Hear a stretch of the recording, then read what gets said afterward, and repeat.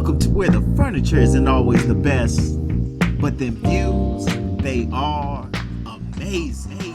What up, ladies and gentlemen? Welcome to the 13th floor where the furniture isn't always the best, but the views are amazing. I'm your moderator, B. Jones, back in the cast, and I got my man BJ here. What's going on, sir? All good, baby. Let's rock and roll. Ready to rock and roll. El Fresadente, what's happening? Another beautiful day in Zamunda. Clearing my throat, coronavirus free. We out here, baby. Let's go. So he says. Ain't no so I say, so I know. Don't look, see what you did, man? About to make me jump out the screen. Ain't Man, no it's crazy. ifs and buts about that. You walk around anywhere, you start coughing. I got legit allergies, and people always looking sideways like, where you been? You know, I've been traveling back and forth, flying to St. Louis and such.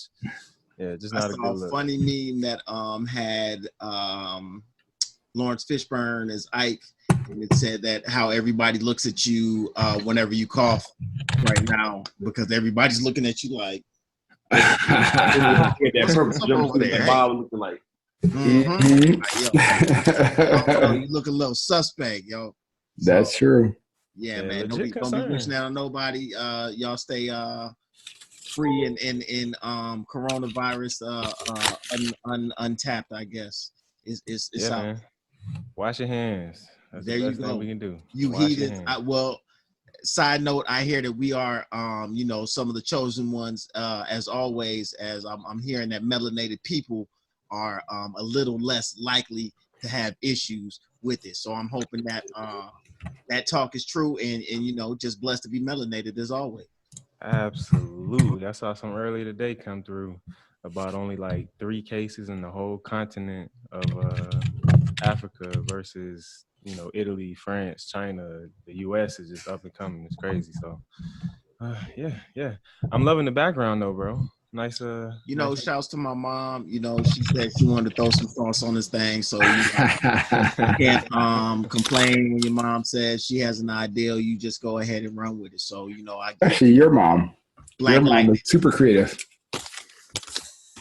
Fresh style. Shout out Mama Fresh. There it is. All right. What's going on, sir?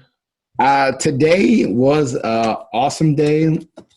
Emotional roller coaster on all things. Talk about it later on when time comes, but it was good. Nothing bad. Just a whole roller coaster of emotions today. Mm-hmm. Tax time. Got your receipts ready and everything. Yeah, this is becoming tedious, and I wish I would have put them in as they were coming in. But when you're in the motion of doing things, you go, all right, I'll take care of it tomorrow. And tomorrow was December, and it is now March. So I'm off of work for the week. So I said today I was going to put in as much as I could.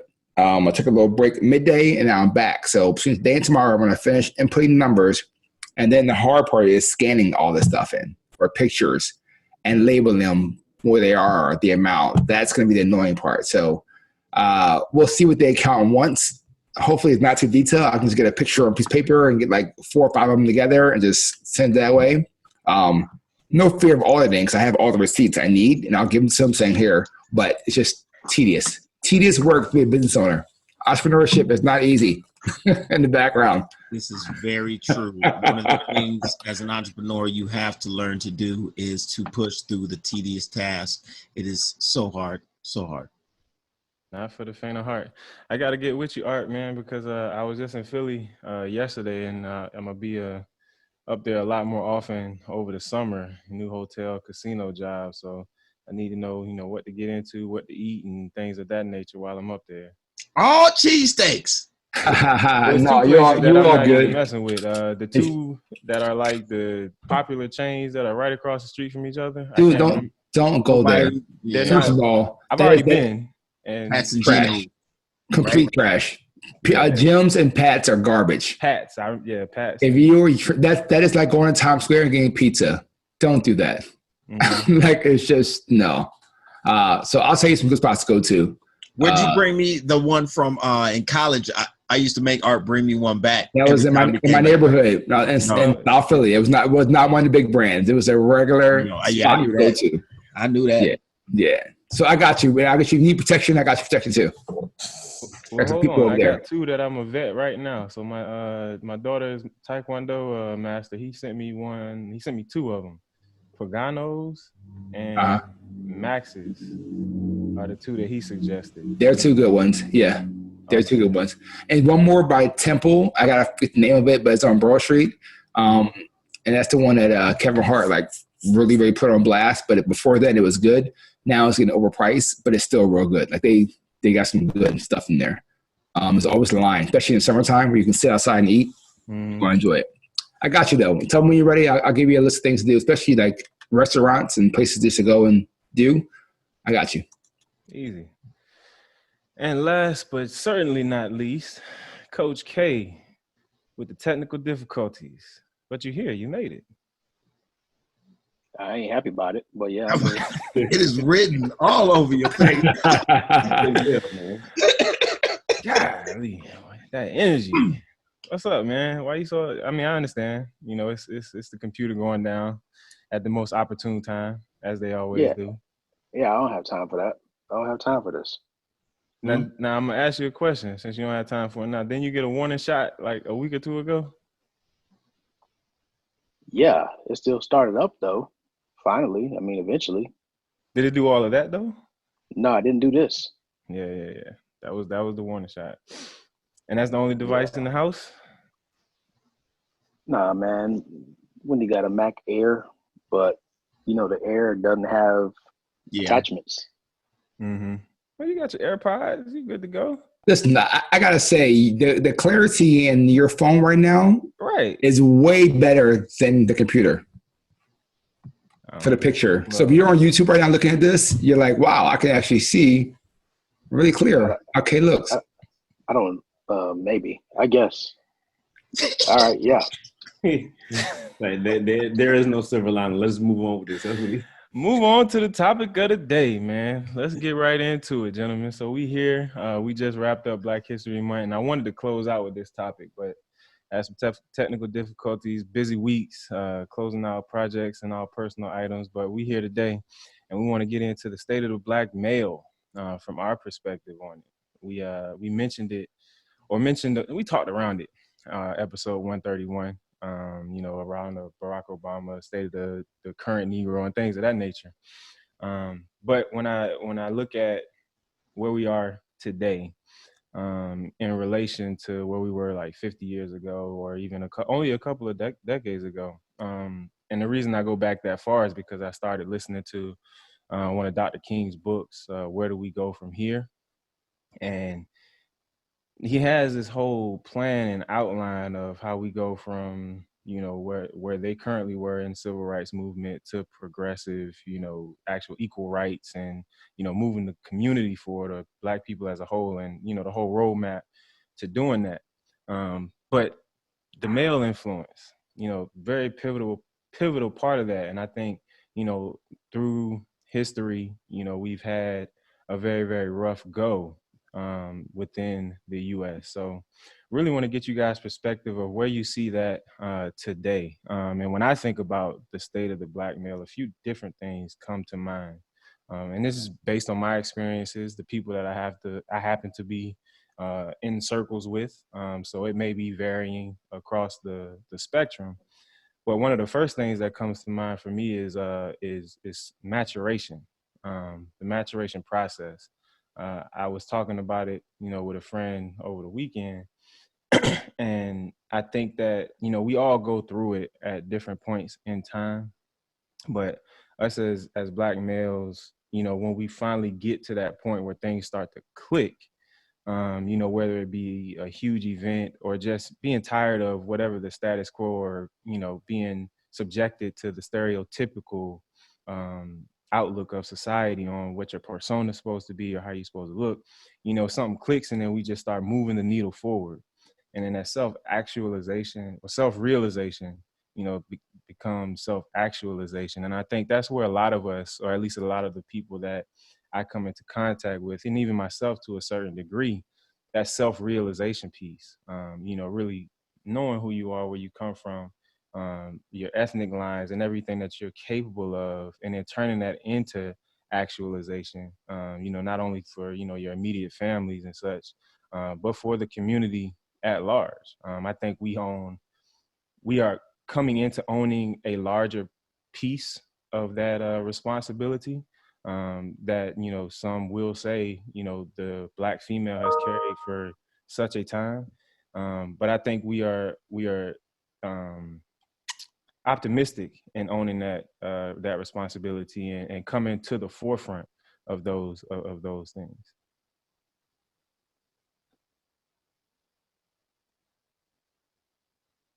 I think that right now you're able to see more. So I think at this point in time, where we are now, we're starting to use all of our outlets, social media outlets. We have our own papers now, magazines that are more centralized around the politicizing, the socializing, the wealth aspect. It's not just beauty, fashion.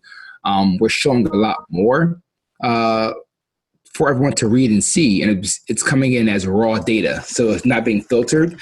I think that's what's allowing many people to get together and to kind of merge those minds and meet up. And then you also have more ability to actually connect with each other without being one place. You can organize and communicate and share action plans across the US, across internationally, and pull because it's all available for you. So that's what I think has been helping further your point in mindset amongst the Black male or just the Black female in general. Our culture, our ability to see things as they are has been pretty awesome. Yeah, I also think it's an interesting time right now because I feel like we're starting to get to that moment where younger and older generations are starting to actually talk to each other, and older generations are looking to reach down, but younger generations are actually being receiving of the reach up, right? And there's like this opportunity now. I just watched Royce da 5'9", where he was doing an interview, I believe, on Ebro in the morning. But he was talking about that exact thing where he's like available and wants to be, understands the importance of being able to, provide those gems and advice to younger generations in they are in a moment where they're actually starting to be receptive and to not be so stubborn and in the moment of, thinking that they know everything. So I think that's a real interesting opportunity that we sit in the growth in really what can be gained from it is going to be really amazing. Yeah, I agree, man. I was listening to I saw a clip Chris sent with Master P on the Breakfast Club. I guess that was, this week sometime. And although his topic of discussion was, completely different, but one of the things that I got from him, especially Master P being an OG in the game, was how much of an example he's trying to be, at this point. Because, if you follow him, the Ice Cream Man and Ghetto D, where he comes from. But, that's not the person that, he has lived up. That's not all when it comes to him and his being. He's tried to be a great example for his son.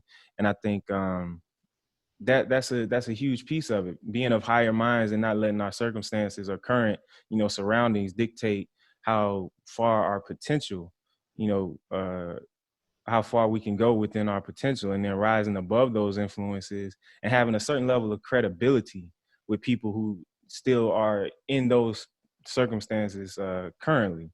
Well, I think we're in that time, right, where a lot of, like, if you are considering Master P, for instance, just an artist, just a musician, you are doing yourself a huge disservice, right? He's an extremely intelligent businessman, and looking at the things that he's done by way of how he's done them and what he's been able to do. Like, this man is making ramen noodles right now. He's got like hip hop ramen noodles, Rap Snacks is his, like so many things outside of being the Ice Cream Man.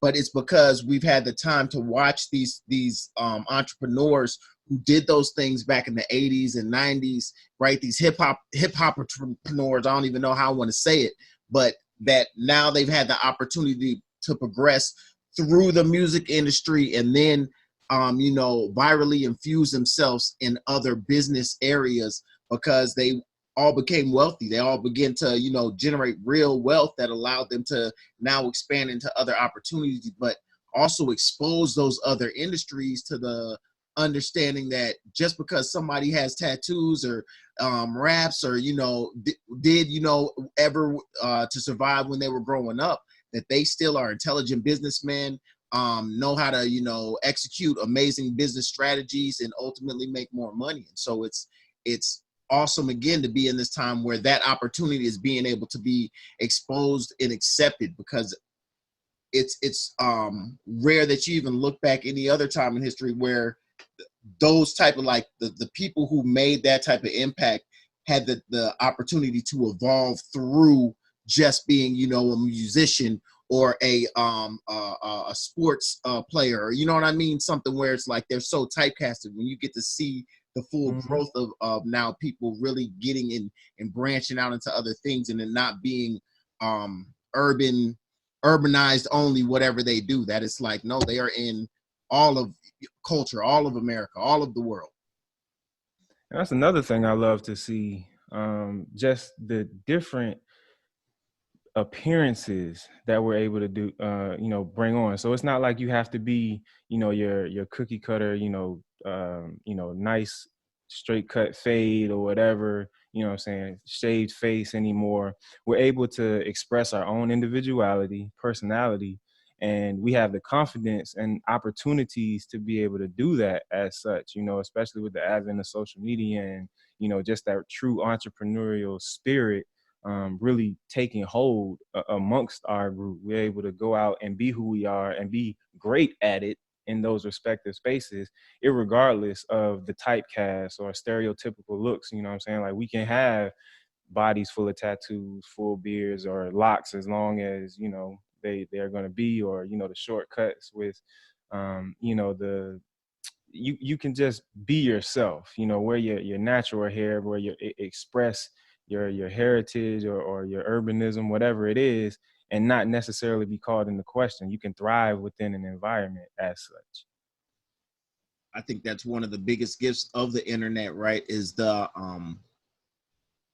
exposure and the leveling of the playing field, when people start to realize, wait a minute, just because you have gold teeth doesn't mean that you don't listen to Britney Spears.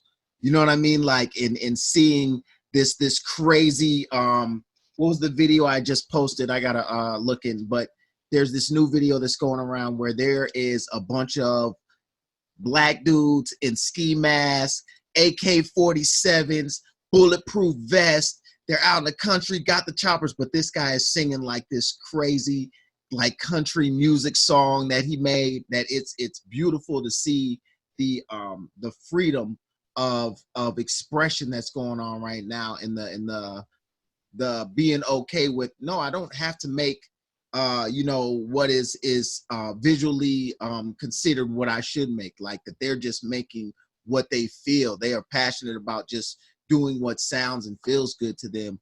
But that is seen across the board in all types of industries, right? Just the fact that people are able, like you said, able to go into a job with their locks. People aren't intimidated or feel violated by you having a beard or tattoos or anything like that.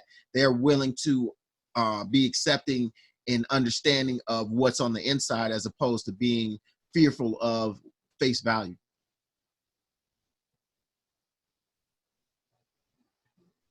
I was hoping BJ was gonna jump in before me and say something from close to my perspective, because I really feel like I'm processing right now, like right, because I feel we're way behind. I'd have to agree. I feel it's tolerated. I don't think it's accepted yet. Well, I think it's tolerated because white males wanted to rock tattoos and white males wanted to have beards in the workplace. And therefore, they had to allow us to do the same in order to gain the right for them to do it.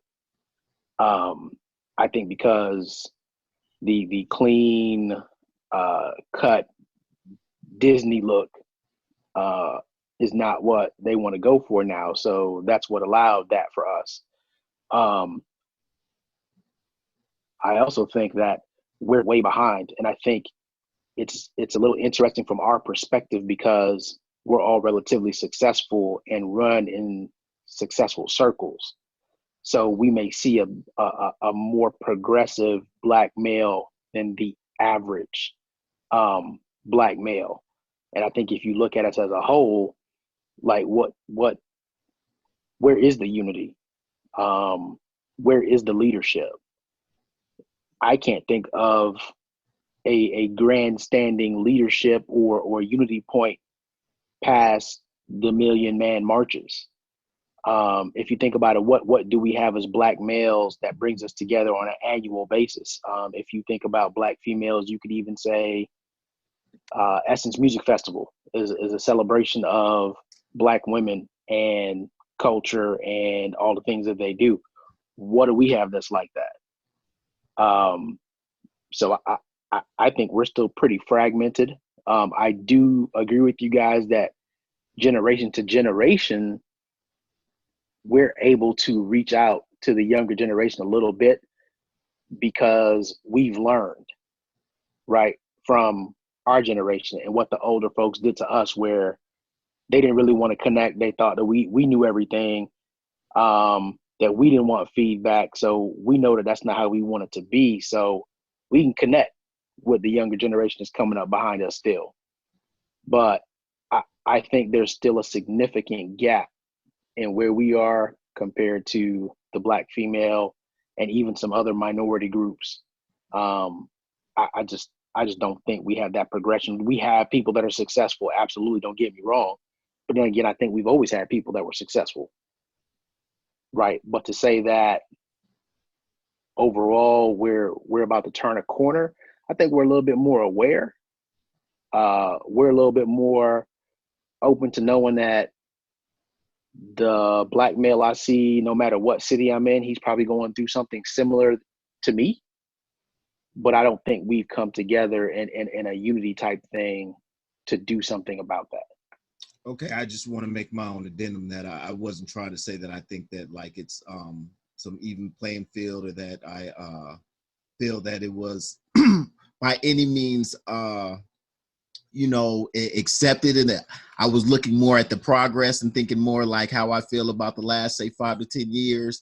And if I feel that we are, in a sense, trying to move in a better direction. Do I know, as we've discussed many times here, for instance, not as far as the Million Man March, but who are the leaders now? Who are the civil rights and people who are leading these movements currently? Who are those people who are trying to progress us as a people? We don't have them. They're not in a light that we get to see and are exposed to. So I definitely do agree. And go ahead. I don't want it to be as a people. I just want the whole purpose of this episode was the state of the Black male. So just as Black males, we don't have an agreed upon goal, agreed upon values that we're trying to uphold. I think that's missing. And I think some other minority groups, including Black women, just women overall, I think there's some things that they've kind of unified around, where they always know that they're kind of working towards, and even if they don't verbally come out and say it, you just know it. And for us, I don't know that we have that thing. Well, do you think it's always been because it's been the survival of the fittest mindset? And even though now we are communicating more, there's still a mindset of, yeah, let me get in here, then maybe I'll bring you in later on mindset, or you're still separating ourselves saying, okay, well, these guys are one group or one class of Black males, next class of Black males, and the bottom class of Black males.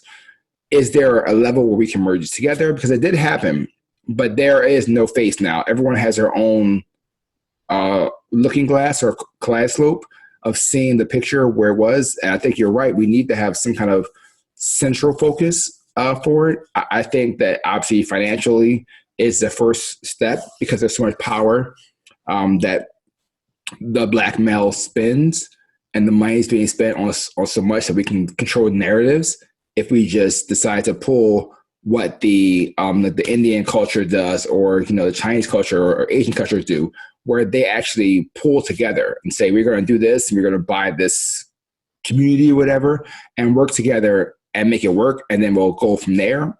We are all still in the mindset of, well, I'm going to do this, and I need my own space, and I don't want to humble myself to be in a group. It's mine. And if I'm wrong, let me know. But I'm just looking at this from a larger view. I still see the my when we can do this, and you go ahead. We'll pull each other in kind of mindset.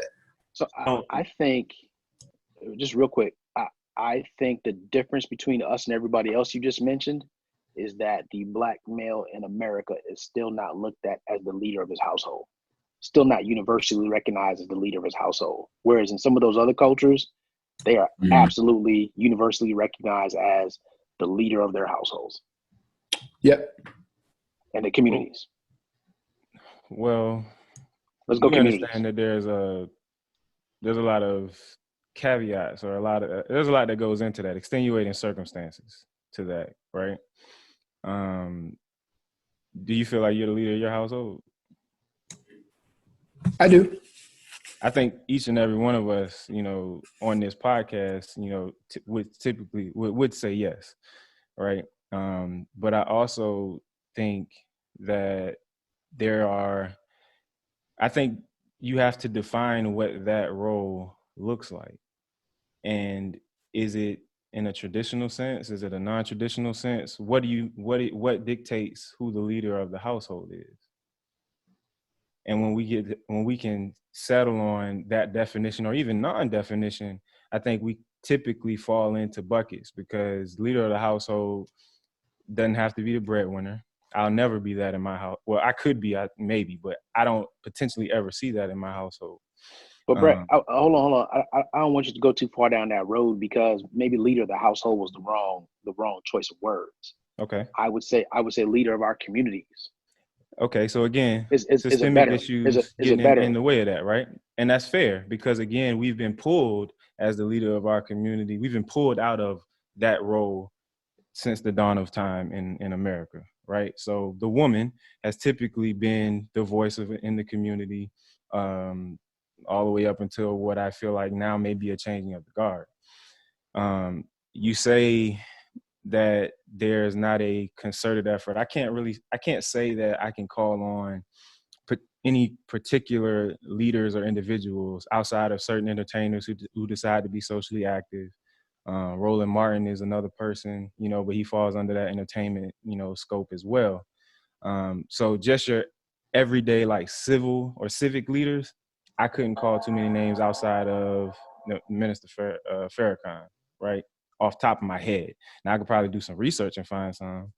But I also think that from what I see, I think the center or the unifying point is mentorship.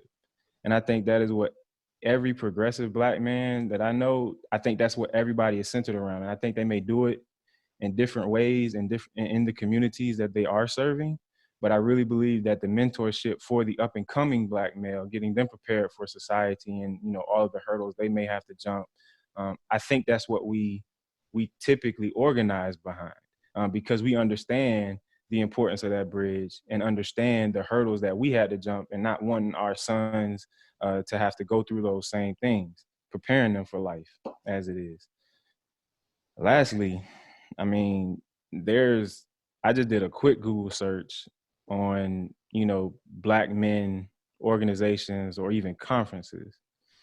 And it seems to be a lot of them out there. A good amount of them out here. Where's this one? There's actually one in the 100 Black Men of America. I'm not sure how familiar, we are, with them. But they seem to be a large organization. Different universities have them. They've been around. They've been around for years. Yeah, 500 role models. There's a bunch of them. Right. So when we have these organizations, and again, this is part of that actualization piece for me, because the only reason I'm looking at it now is because I really feel a sense or a pull towards being that community leader of the household, civic leader in general. I really feel that now, because when you know better, you do better. And when you have that knowledge, you want to pass it on. So ways to be involved. That's why I started listening to, where do we go from here? I started looking at, there was what was I looking at? The Urban League and the Black Agenda 2020, or State of the Black Union, I think is what they do, just to see where these organizations who are supposed to be leading us, what direction are they pointing in, are heading in? What analyses are they doing, and seeing what the pain points are and how they're bridging or filling those gaps and holes. So a lot of these organizations, whether they're newer or they've been around for years, we look at the reach of what they can do and the sheer number of people that are involved. Some of them are actually held as a esteemed piece, or I've earned the right. I've done so much, so I've been asked to be a part of. I've been nominated and brought into this fold, or asked to be a part of the 5,000 role models here in South Florida, or wherever other community members you got in whatever city you got. But our biggest problem is that that's a select group of people. My opinion, that's a select group that has limited reach. Right, so 5,000 role models is not going to be in every single school unless a sponsor steps up in that school to sponsor the program and get the boys involved. All these other mentorship programs that are out here, they're great. I'm not downplaying them any of them, because we need it as much as possible. But what we're lacking is, again, that, and I think with Ian, I can't remember who said it, I'm trying to process this all, is going back to what is that unifying factor that's going to get, no matter if you're part of this group, as a whole, we still have a whole lot of work to do. And it starts off with you having that thing that you want to dig deeper and get more information. But if you don't have the internal spark to go out and look for those type of things, and you don't see it on a regular basis, that's not the norm, right? You're not going to go out and you may think my community is messed up, but how many people are come to that self-actualization as they put movement behind it, put action behind it? That's the part where if we don't see it, or we don't have people out there doing it, or have some type of way to promote better, or get more people involved, that's when we keep dropping the ball. When we have a situation like, think about the end of last year going into this year, the biggest thing I think about, we talked about the acceptance of different hairstyles, facial hair, all that stuff in the workplace. And yeah, that can be played up, played down, it doesn't matter. But when you talk about how does that trickle down to our youth? Well, that's okay in the workplace, but you still have DeAndre Arnold in Texas, who is telling he can't graduate this year because he won't cut his dreads because it's against dress code policy, school policy, right? And that's just one case that's made like national headlines. But there's many other things like that around that. We've talked about a few of them before. We've talked about on the podcast, but when you have things like that from a male perspective, a young Black male perspective, like I understand the attitude that the world is against me, right? I don't necessarily subscribe to it 100%, but I understand how that can be when every move is scrutinized. Everything you do is got to be your interaction with people, your approach to somebody on the street versus another counterpart from another race. Like all these things are scrutinized. And yeah, in our own rights, in our own industries, we've put in the work, and our background, our history speaks for itself. But somebody who has not had that a chance to do that is not just an accepted thing right at this point in time. And we still got a long way to go as far as, okay, how do we start and think about the sons, the young men that we have that are just a part of us in this group right here. Like, will we be comfortable saying that our sons are going to be accepted for the clothes they wear, the music they listen to, the car they drive, whatever the case may be, when they go from different community to community as they grow old? No, we're still teaching these lessons of how to survive while being Black to youth. And until we can get past how to just survive and make it to the next day, make it to the next year, make it out of the community or whatever the next step is. We're in survival mode. Until we move out of survival mode, and I don't want to call it survival to thrival, but it's really survival to existing. That sense of survival, my opinion, and again, what I see even in young kids period faces, it's surviving everything that's going on in the world around them that they really have no control in, but they have opinions about. But we're not really moving towards a place where we're setting examples. If they don't know, the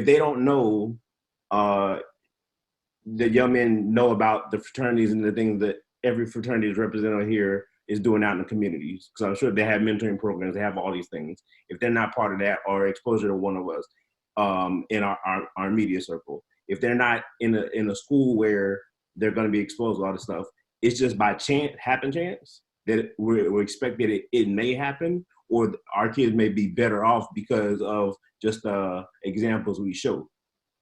And we're still leaving a lot to just chance, my personal opinion. So 2 things, and hopefully I don't forget the second. I think the measuring rod of that Texas situation, it's in the response. And I didn't follow it close enough to see what it was, but I can say from personal experience that if that had, like, there was a case in Virginia that ended up being a non-case, but in that moment in time, you know, that was just a couple of hours away. And I'm literally ready to get in the car and jump down and go down and speak on behalf of whomever, or organize or get with people because those type of policies don't make any sense. And if something like that were in my immediate surrounding, or were to happen in my immediate surrounding, there's no question I would be, if not at the forefront, definitely close to it, to get either the policy changed, or we have to look at how we reorganize this system, because it's obvious that we are, like you say, in survival mode and just existing. And even in that case in Texas, that's probably the best school for that young man to go to. I saw his mom speak. I don't really remember seeing a father figure speak on that situation. Not to say that he's not present or whatever. I just don't remember seeing it. Mm-hmm. But if she's doing the best she can, and that's the best opportunity for a child, I can absolutely understand it. However, it shouldn't just be her, giving an interview. And so when there's no community aspect, which I think Carol may have spoken to earlier, then this is when those issues persist. We didn't get to where we were in, Alabama, after the Montgomery bus boycotts and things of that nature by just sitting and existing in it. We have to be active. And I think that, that's the measuring rod in any of these situations. Well, not to bust your second point, but to dig in a little bit with the lock situation. I think one of the good things about it was that it was exposed and it was discussed. While we have to see what the ramifications will lead to, but it became a real topic, and there were people who were seeking, not just more information, but, pointing out the injustice that it was. And while it isn't, BJ's 1,000% correct in the terms of we are in survival mode, there is the aspect of we are in a place where we are, of course, not nearly where we need to be, but steps are still being taken and Band-Aids are still being ripped off that are exposing and allowing these conversations to take place on a more national scale, which is causing more of these issues to be exposed, and the needle push towards figuring out ways to get us past survival mode ultimately. Your second point, I don't want to make you miss it. No, and good. I can build on that and not lose it in my head. When you say survival mode, do you feel like you're operating in survival mode currently? Did I hear that correctly, BJ? I believe the black male is operating. Okay. The black male is operating survival mode, and yes, there's a spectrum that comes along with that. So if you go to the middle of the spectrum, closer to the higher end, where we kind of sit, and look at it, you know, because we operate in survival mode every day, most of us anyway, especially if you're working in corporate America, under those guidelines and pressures and such. But we operate in it, and I feel like that when we're forced to be in those situations, forced to be 4 times better and, you know, always on time and things of that nature, you know, it's a lot of pressure that's put on us, but we end up creating diamonds in all of that. When you talk about, you know, preparing our men, young men, to live in this society, it's unfortunate. And I do agree that, you know, we won't see true progress until we can move the needle past, you know, knowing how to interact with the police, or knowing to turn your music down when you're riding through certain neighborhoods so you don't attract certain, you know, types of attention, or being mindful of your surroundings, you know, wherever you go. But that's just preparation for the world. You would prepare your child, you know, for anything that you know that they're going to have to encounter. It is defeating in a sense when you have to deal with it alone. And that brings me back to that Texas situation, because if that young man has no support or no one to look to that looks like him to help him through that situation, it is going to be defeating. But luckily enough, I think a lot of the grassroots efforts that go on in our inner cities by these local organizations and smaller brand organizations to really give the youth something to look at, to kind of combat some of the issues that they, you know, are faced to deal with on a daily basis. And unfortunately enough, you know, you can't just swoop up everybody in one basket and, you know, take them to the promised land. A lot of people choose to stay in the circumstances that they're in. But I think that the efforts to uplift those communities in different regards, I don't know, they put us in a better position. And I think us as men just have to be a lot more intentional about that actualization piece, in that regard, to continue to push it forward. Because I do agree. I'm not saying that we are by any means, you know, we have arrived. I think that's quite clear through all of us. But I think that those steps towards that are definitely being taken. And I don't think anybody can argue. I would argue against the statement that we are in a similar, there's no progress being made. I can't say that we've, you know, come all the way out and that it's not very similar to what it was 10, 20, 30 years ago. But I do think that the steps are being taken. And I think if we look at the power that we yield across a spectrum of different arenas and actually wield it, we'd be much better for it. Actually wield it. It's a different quicker. Right. I definitely, the last leg of that conversation made complete sense. And I definitely think that we are missing something. And I'm saying that because I just finished watching Who Killed Malcolm X. And I watched that. Great doc. Amazing. But the thing that's missing, I think, right now for us is that there is no, like Carol said earlier, there's no message. There's no movement. Everything now is a reactive state. We're moving forward. And I will say that we've done definitely some big things. But it's still in a reaction to or because of. And I think now, you said that March on Selma and the boycott, all that stuff was planned. Something happened, but that stuff still, there was an organizational plan of action to say, hey, this is what we're going to do to move these things, to make change in this arena or this aspect. It wasn't just, oh, someone was shot, God forbid, and now we're going to go march, and then we'll go on Twitter, we'll do what we're going to do, and then we'll come back home again. We need to do something that's actually going to make a dramatic change. I'm looking forward to the Black Wall Street documentary whenever that actually comes out, or a movie. But I think that might help spark some things. But we need some movement, some group, some body, something to stand out that the world will fear that if this person or this group makes this change for all of Black men, then the dominance will change. And that's what I think is the missing factor right now. And I don't know how or who or what to do to that. I can't do that. I don't have the capability to understand that I can share my message, but there needs to be somebody who can be our face and really make us all get together and kind of go for it. Go ahead, Kay. But I think that's the issue right there. What you just said. The fact that you just said you don't think you have the capability to do it. I think That's a what vast everybody majority says. of us are sitting there saying the same thing. We don't have the capability to do it. And I think you hit the nail on the head when you said that, you watching Who Killed Malcolm X. I'm on episode 5. I'm not done yet. But I think that same thing is still something that maybe not the world, but maybe the country is aware of.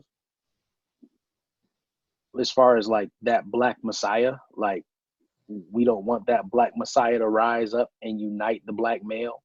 Mm-hmm. But I think that's what they've done a good job of historically making sure to put them out of commission, and I think have done have made that settle into exactly what has happened, right? Where it's that between the feeling of, oh, I can't do it myself, and the feeling of like, man, I'm intimidated of doing that myself, that it's left everybody like, oh, well, no, I'm not going to do that. I'm not going to be that person. I'm not going to, fully go out there. Right. And because of, look, the tactics, right? And without even seeing Who Killed Malcolm X, we all know the tactics, right? It's very easy for them to come and lock you up and say that you did this or you did that, or they lock you up and you just never make it out.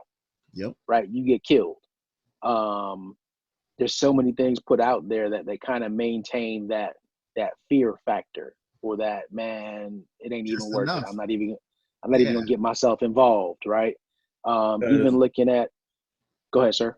I say, and that's because we talk about the progress or the wins that we've had over the years, and no matter what time frame you put it on. But again, when you look at, that's a minute number of people compared to the vast majority of changes that need to happen, right?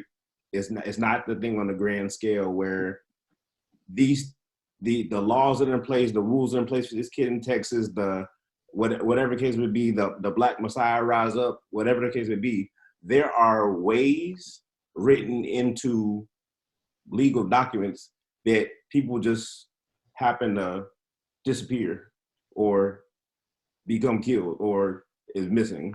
And what's done to them is illegal, but that people are hiding, right? And there's a higher system in place, for lack of a description of exactly what that entails, a system where when you still have to defend things like our hair, a hairstyle shouldn't be a discriminatory piece to keep somebody from walking to school. If that's the biggest fight, if that's the prominent fight, the most public thing out there right now, we've missed the boat. But it's deeper than that. And that's where I go back to the point about wielding the power that we have. I think that we're realizing it slowly but surely, but realizing, what power we hold in all of those things. Everything, the answers to all of our problems as Black people come through economic politics.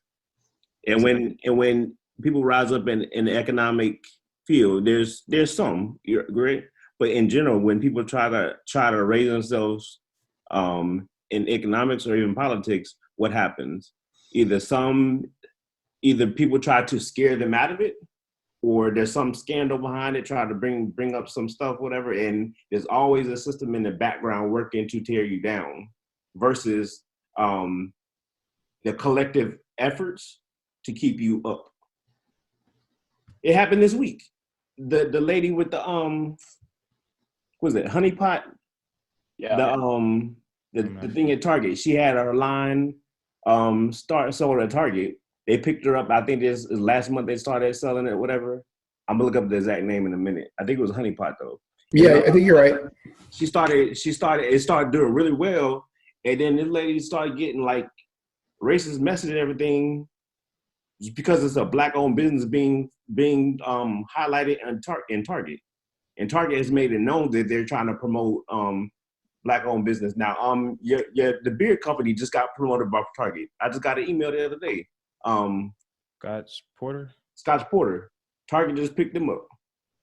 Like, so there's companies out there, there's people out there at these companies that are have the right idea or trying to move things forward, whether it's for profits, whether it's for things, it's an opportunity, right? You take the opportunity and you make it into something bigger.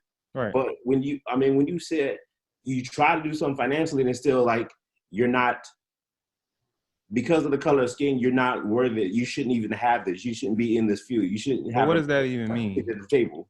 But hold on. But before we get to that point, I think that the boycott, which right now is considered a racist boycott, I just looked it up, and you're right, it is honeypot, is a good thing. One, because we should then say, okay, that's fine. We know it's in Target, but we're only going to buy all those products because we have more money to spend on those products, and we can say, sure, you can say what you want, but we're now going to invest. Since you want to boycott her and pull her out there, we're going to change the mindset, and we're going to make this an even bigger part of Target because now we're going to buy it and make it bigger and make them have to make more space for it and all be sold out. So I hope that, and it's on Teen Vogue and it's on all these other media platforms that are probably bringing out the worst part of it. But I want BET, I want Inspire Magazine to say, hey, this is a problem. If you need these products, here's where you can find them. They're still on shelves, and highlight it to turn a narrative, because the narrative we're seeing is racist boycott, don't buy this. Now we're like, oh crap, it's going to go away. But it doesn't have to go away. If we're buying it, we're making sure that they're staying on the stores and shelves. At the end of the day, the money is probably the larger motivating factor, for this entity. And the resistance, I mean, you're going to get resistance in whatever it is you do, whether it's racial or otherwise. So I can't subscribe. I can understand, we're going to get resistance. We're going to get resistance to anything we do. It's not a blanket statement that everybody's going to get resistance. We're going to get fine. Even though we've had resistance, I can't subscribe, even though I understand, to succumbing to said resistance. If anything, I'm going to be on social media pushing the message, as Art says. I'm going to be trying to get media outlets. I'm going to make this a larger issue for the smaller group of people who may be a part of a larger group of people, to let them know that, you're not going to intimidate me in this fashion. And I'm going to show you just how strong a presence we or I can have and wield that power. Again, it's all about taking control over the situation. I don't disagree with you. I don't think everybody has the longevity to survive that fight. We've been doing it for 400 years. I feel like the docile, like nature, I'm not saying that you got to be out here wielding the axe and everything to get your point across. But at some point in time, you get pushed, you got to push back. Yeah. That's just that. And listen, I mean, and again, that's not for, it may not be for everybody, but that's just my outlook on life at its present time. If I get pushed, I'm pushing back, and wherever the chips may fall, they fall. But operating out of that sense of fear, I don't have space for it. Our black dollar goes very, very far, and we have started using it for what it's worth. And I think that's we talked about this maybe 9 months ago about black dollar, how important it is, and especially the black man's dollar, where it gets pulled so many ways into so many other industries. This is how it works. Like, we have to start with that $1, how many times it can rotate inside of an incubator to help things grow. So yeah, the outlet is going through Target, but the end result is going to be Honeycomb. Honeycomb is going to spark a new young lady or a new man to want something similar. Honeypot will spark something new for someone else to do, and now it's another one. It's just all these things circle in, and we got to just say, like, okay, that's fine, but we got to do what we got to do. So the dollar is stronger than any word we can express, and once your dollar talks, that's when movement happens. There it is. I'm sorry, I gotta start wrapping this thing up, man. But great conversation, fellas.